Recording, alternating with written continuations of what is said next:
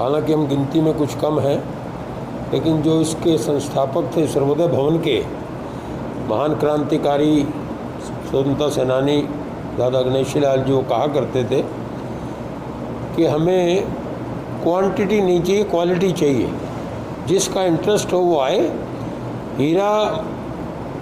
हीरे की जवाहरात की दुकान पर हर आदमी नहीं आता है, वही आता है जिसको उसकी परख होती है। हालांकि प्रचार में कमी नहीं रखी गई। धर्मवीर जी ने बताया कि प्राकृतिक चिकित्सा के बहुत बड़े अच्छे अनुभवी डॉक्टर आ रहे हैं, फिर भी लोग नहीं आना चाहते। हीरे की दुकान पे दादा गणेशी लाल जी के अनुसार हर व्यक्ति नहीं खड़ा हो सकता, उसके जेब में पैसे होंगे वही आएगा। तो डॉक्टर साहब ने तो बहुत अच्छे ढंग से अपने अनुभव के आधार पर एक एक बारीकी से बात बताई। ये मेरे ख्याल में यहाँ जितने लोग बैठे हैं, मोटी मोटी बातें तो सबको पता था, इतनी डिटेल नहीं पता था।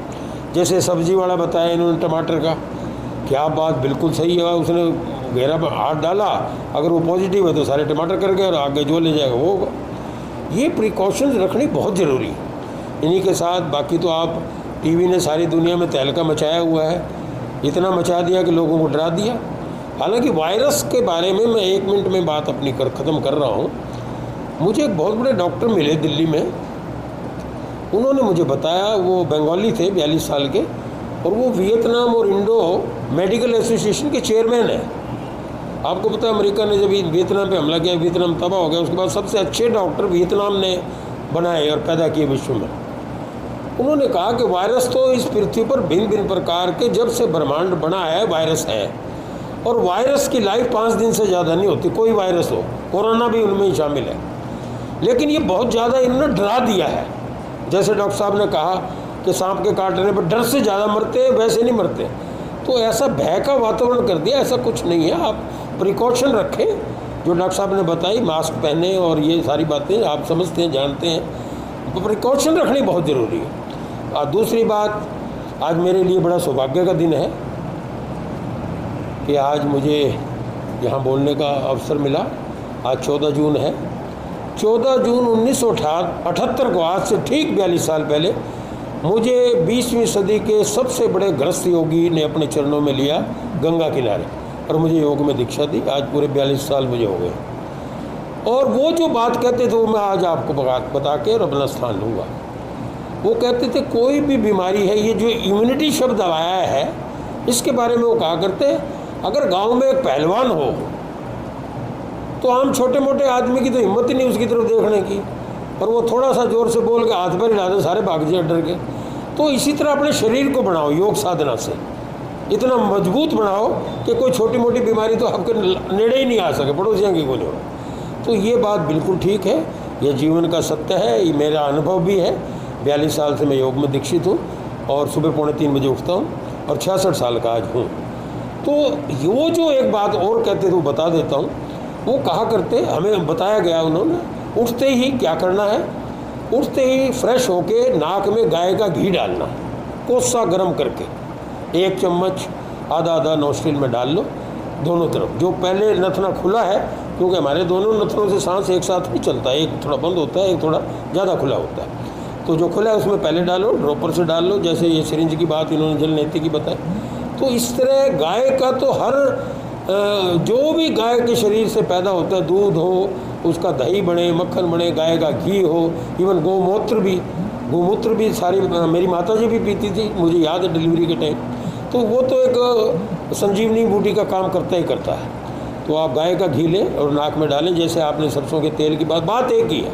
लुब्रिकेशन ज़रूरी है। कोरोना का वायरस हो, कोई वायरस नाक पर टिक नहीं सकता, जाने के 2 ही रास्ते हैं, मुँह या नाक। तो ये प्रिकॉशन आप रखें और सेहतमंद रहें, स्वस्थ रहें, और परमपिता परमात्मा हमें जल्दी निजात दिलाए इस महामारी से। विश्व के लोगों को यही प्रार्थना के साथ हम आज आपसे मैं विदा लेता हूँ। डॉक्टर साहब का हार्दिक धन्यवाद कि डॉक्टर साहब ने अपने अनुभव से इतनी बारीकी से इन बातों को समझाया और बताया। मैं समझता हूँ इस तरह की बारीकी अगर गाँव में ख़ास तौर पर लोगों को समझाई जाए तो गांव तो बचे ही रहेंगे, क्योंकि गांव के लोग इस बात को मानते ज़्यादा हैं। शहर वाले पढ़े लिखे होके भी हम ज़्यादा आलस्य कर जाते हैं। इन्हीं शब्दों के साथ मैं अपना बहुत बहुत डॉक्टर साहब का धन्यवाद, आप सभी का धन्यवाद। जय हिंद, जय भारत।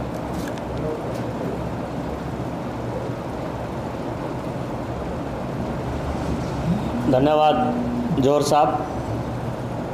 और आज की जैसा कि हमारी गोष्ठी और उसमें अपेक्षा की गई थी, डॉक्टर साहब ने विषय के साथ न्याय किया और ये स्पष्ट किया कि हमारा जो दुश्मन है वो अदृश्य दुश्मन है और अदृश्य दुश्मन से मैदान में आके लड़ना कोई समझदारी नहीं होती। बचाव करना है, शरीर को लड़ने लायक बनाना है और शरीर की बीमारी दिमाग में ना जाए, जिस बात पर उन्होंने सबसे ज़्यादा जोर दिया है। और मीडिया ने और व्यवस्था ने ये बीमारी ना केवल दिमाग में ठूसी है बल्कि समाज का मनोविज्ञान ही बिगाड़ दिया है पूरी तरह से। और जब समाज का मनोविज्ञान बिगड़ता है तो बहुत ज़्यादा खतरे की घंटी बजती है। तो इसलिए इस गोष्ठी से हम अपने आप को जोड़ें और 28 तारीख का लिए बोले डॉक्टर साहब से, डॉक्टर साहब यदि टाइम दे सकें तो हम 28 को इसका जो सेकंड पार्ट है,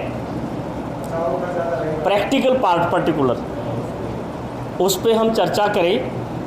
बीच में 21 तारीख इसलिए खाली रखनी पड़ रही है कि 21 तारीख को दादा गणेशी लाल जी की जो स्मृति सभा है वो हम पिछले 30 साल से ही लगातार जारी रख रहे हैं और वो संस्थापक हैं इस व्यवस्था के।